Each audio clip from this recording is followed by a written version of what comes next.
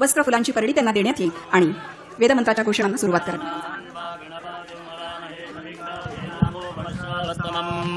ज्येष्ठराजं ब्रह्माणां ब्रह्मणस्पदान शृण्वन्नोतिभिः सीदसादनम् ॐ स्वस्ति नो मिमेतामश्विना भगः स्वस्ति देव्यदेतिरनर्वणाः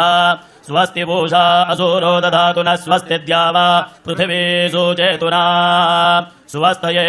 वायमुपबलवामहै सोमौ स्वस्ति भुवनस्य यस्पतिः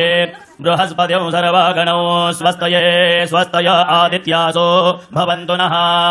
विश्वे देवानो अद्या स्वस्तये वैश्वानरो वसु अग्ने स्वस्तये देवावन्त्वभव स्वस्तये स्वस्ति नो रुद्रपात्महसः स्वस्ति मित्रावरुणा स्वस्ति पथ्ये रेवते